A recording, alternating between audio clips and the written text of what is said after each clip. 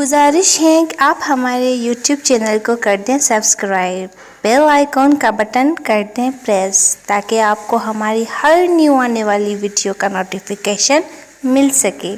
शुक्रिया। मैं मुजरिम ना थी। कभी कभी इंसान गलती ना होने के बावजूद भी सज़ा काटता है। मेरी कहानी भी कुछ ऐसी ही है। मेरा नाम लुबना और ताल्लुक़ साहिवाल से है। वो दिन अच्छी तरह याद है जब मैं 7 बरस की थी और स्कूल जाया करती थी। उसी स्कूल में फ़याज़ मेरे मामू का बेटा भी हमारे साथ पढ़ा करता था। फिर वो लोग शहर से गांव चले गए। अब सिर्फ गर्मियों की छुट्टियों में ही मुलाकात होती, जब हम छुट्टियां गुजारने नानी अम्मा के घर गांव जाते। वक्त गुज़रता रहा। मैं और फ़याज़ बड़े हो गए। अब जब फ़याज़ से सामना होता मैं नज़रें झुका लेती। वो बहुत खूबसूरत नौजवान का रूप धार चुका था और मैं उससे शर्माने लगी थी। बज़ाहिर उससे छुपती थी, लेकिन दिल से इल्तिफ़ात बरतने लगी। मामू जान शहर में मुलाजमत करते थे। गांव में थोड़ी सी ज़मीन पर गुजारा था। खेती बाड़ी में फ़याज़ बाप का हाथ बटाता था। तभी 8वीं के बाद उसको तालीम छोड़नी पड़ी। घरेलू हालात की वजह से वो शहर आकर एक फैक्ट्री में मुलाजिम हो गया। 1 साल तक हमारे घर ना आ सका। एक रोज़ आया तो अम्मी जान ने बहुत खुशी से उसका इस्तकबाल किया और खूब आवभगत की। मैं उसको देखकर खुशी से निहाल थी, जैसे बरसों का इंतज़ार ख़त्म हो गया हो। अम्मी ने मुझे खाना पकाने की हिदायत की और ख़ुद उससे बातें करने लगी। मैंने कान धरे तो सुना वो कह रही थी, बेटा मुझे नूर बीबी की शादी की बड़ी फ़िक्र है, जाने कब अच्छा बर मिले और कब उसकी शादी हो, वग़ैरह वग़ैरह। मैंने देखा वो अम्मी जान की बातें बड़े गौर से सुन रहा है, जैसे कोई किसी का कहा दिल के कानों से सुनता है। वो समझ गया था कि अम्मी क्या पैगाम उसको देना चाहती हैं। लड़की की माँ और इससे ज़्यादा क्या खुले लफ्ज़ों में कह सकती थी। घर जाकर उसने अपनी माँ से तज़किरा किया कि वो पुप्पी के घर गया था और पुप्पी अपनी बेटी की शादी करना चाहती हैं। उसने माँ से कहा, अम्मा तुम देर ना करो और फ़ौरन जाओ, मेरी शादी नूर बीबी से तय कर दो, अब मैं बरसरे रोज़गार हूँ। जब मोमानी ने बेटे के मुंह से ये अल्फाज सुने तो वो आग बगोला हो गई। बोली, हरगिज़ नहीं, मुझे ना तेरी पुप्पी पसंद है और ना ही उसकी बेटी नूरा। मैं तेरी शादी अपनी भांजी गोहरा से करूँगी। गौहर फ़याज़ को कतई पसंद ना थी, लिहाजा वो खामोश रहा और कुछ रोज़ माँ के पास रहकर वापस शहर में अपनी मुलाजमत पर आ गया। जब मोमानी हमारे घर काफ़ी दिन ना आई तो माँ खुद ही एक रोज़ उनके घर गई और पूछा कि क्या तुमने बेटे का रिश्ता करना है? मेरी नूर भी बड़ी हो गई है और मैं उसकी शादी के बारे में सोच रही हूँ। अम्मी जान की बात सुनकर मोमानी की तेवरी पर बल पड़ गए। कहने लगी, तुम अपनी बेटी की शादी जहाँ चाहे कर दो, मैं फ़याज़ की शादी अपनी गोहार से ही करूँगी। तुम इधर की आस मत रखना, ख्वामखा वक्त ज़ाया करोगी। मायूस होकर अम्मी लौट आईं। अपनी भाभी से उनको इस जवाब की उम्मीद ना थी, लेकिन टका सा जवाब सुनकर उन्होंने फ़ौरन दूसरे रिश्ते की तलाश शुरू कर दी। जल्द ही अम्मी को मेरे लिए एक रिश्ता मिल गया और उन्होंने शादी की तारीख़ रखने में देर नहीं की। पल भर में तारीख़ तय हुई, फिर चट मंगनी पट ब्याह हो गया। शादी के रोज़ मैं इतना रोई कि बेहोश हो गई। मुझे ख़बर न रही कि मेरी शादी हो रही है। इसी हाल में एक बेजान मूर्ति की तरह सजा संवार कर मुझे रुख़सत कर दिया गया।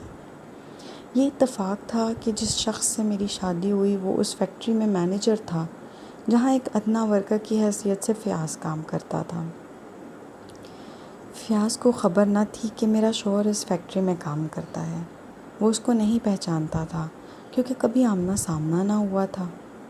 एक रोज़ मैं अपने खामद के साथ मोटरसाइकिल पर फैक्ट्री के नज़दीक जा रही थी कि फ़याज़ ने मुझे देख लिया।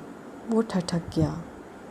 मैं भी हैरान और गुमसुम उसको देखती रही कि अशर ने सवाल किया, नूर क्या देख रही हो? मैंने कहा, ये मेरे मामू का बेटा है, इसी फैक्ट्री में काम करता है। तब भी उसको देख रही थी। ये सुनकर अशर उसके पास गए, दुआ सलाम की खैरियत दरियाफ़्त की और अपने घर आने को कहा। हमारा घर फैक्ट्री के नज़दीक ही था। لہٰذا وہ اس کو ساتھ لے آئے۔ مجھے کہا کہ کھانا بناؤ، تمہارا عزیز ہمارے گھر آیا ہے۔ میں کچن میں جا کر کھانا بنانے لگی۔ دل میں خوش بھی تھی کہ میرے خاوند نے میرے رشتہ دار کو اتنی عزت دی ہے، اور اداس بھی ہو گئی کہ اتنے دنوں بعد اپنے من چاہے انسان کو دیکھا تھا۔ اس روز اشر اور فیاض دوستانہ انداز میں باتیں کر رہے تھے۔ کھانا تیار ہو گیا تو میں نے کھانا لگا دیا۔ دونوں نے کھانا کھایا اور پھر فیاض دوبارہ آنے کا وعدہ کر کے چلا گیا۔ اب مجھے اس کا انتظار رہنے لگا۔ ایک روز یوں ہی میں خاموش اپنے خیالوں میں گم بیٹھی تھی۔ اشر نے آواز دی، میں سن نہ پائی۔ اس نے دوبارہ پکارا، جواب نہ ملا تو اس نے چیخ کر کہا، کس کے خیالوں میں کھوئی ہوئی ہو؟ کہ اس دنیا میں نہیں ہو؟ مجھے جواب کیوں نہیں دے رہی ہو؟ چونک کر میں نے شوہر کی طرف دیکھا۔ اس کی نگاہیں خشمگین تھیں۔ بہرحال پھر بات آئی گئی ہو گئی۔ لیکن اس واقعے کے 2 ہفتے بعد ایک روز اشر چھٹی کے وقت گھر آئے تو فیاض ان کے ہمراہ تھے۔ اچانک بے اختیار فیاض کو سامنے دیکھ کر میری آنکھوں میں خوشی چمک گئی۔ اشر نے محسوس کر لیا کہ فیاض کے آنے سے مجھے دلی خوش ہوئی ہے۔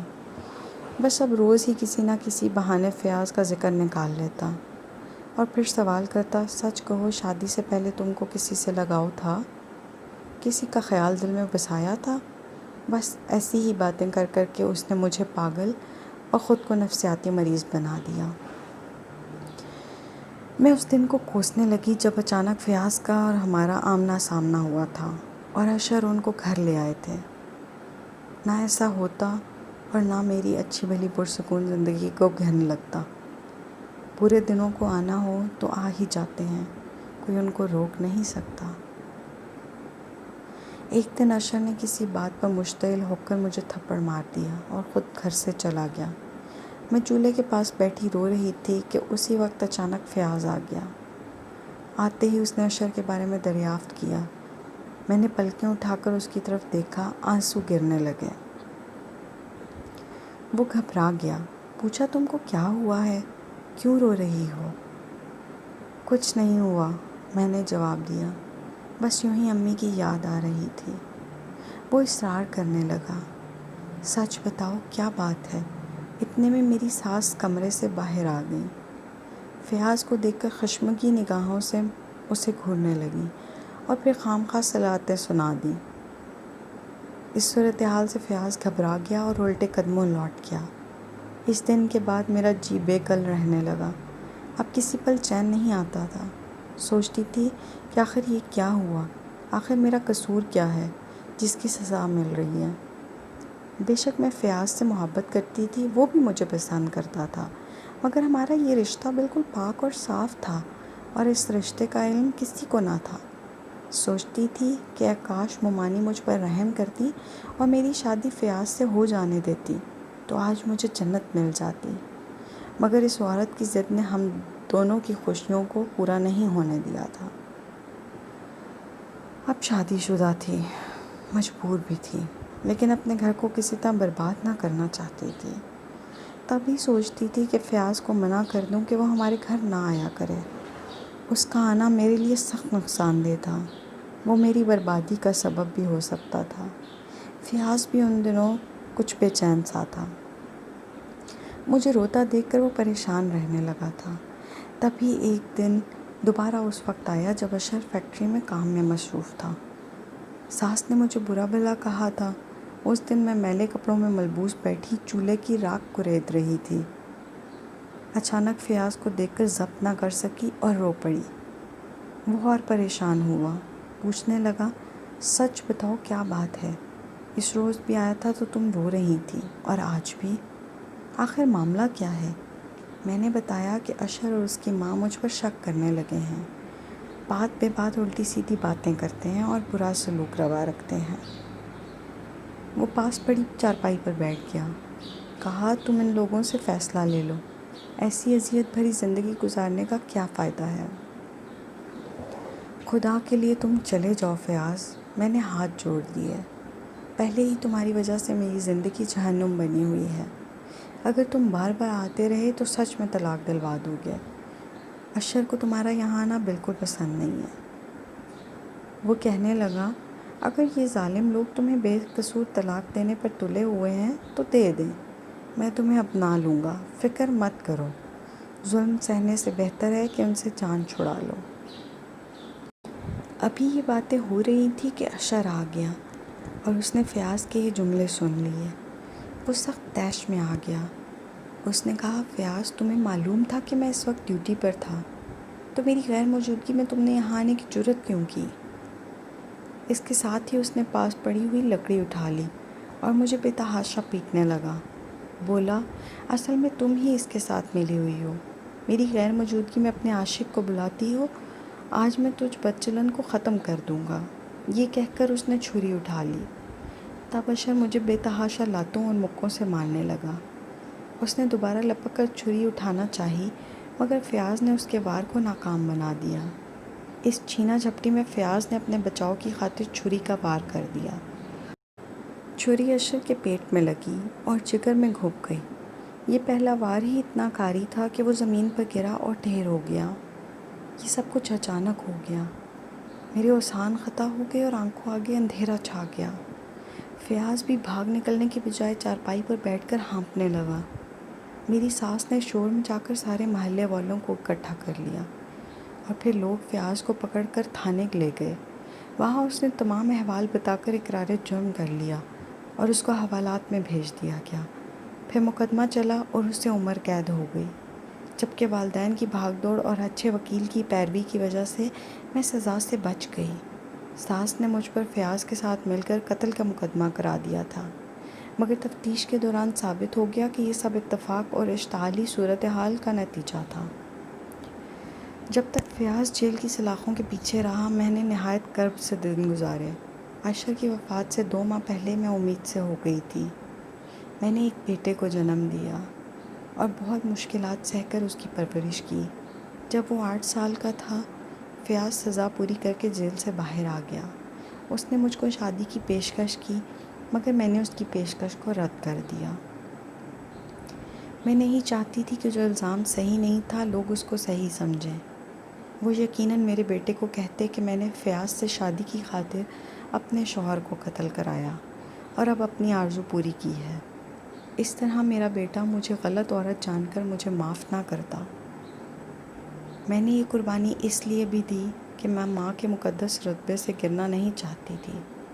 میں چاہتی تھی چاہے ساری دنیا کی نظروں سے گر جاؤں، مگر میرا بیٹا مجھے اپنے باپ کا قاتل نہ گردانے، اپنے بیٹے کی نظروں سے نہ گر جاؤں۔ آج یہ قربانی رنگ لائی ہے اور میرا بیٹا مجھے عزت اور احترام کے ساتھ ماں کہہ کر پکارتا ہے تو میرا دل ٹھنڈا ہو جاتا ہے۔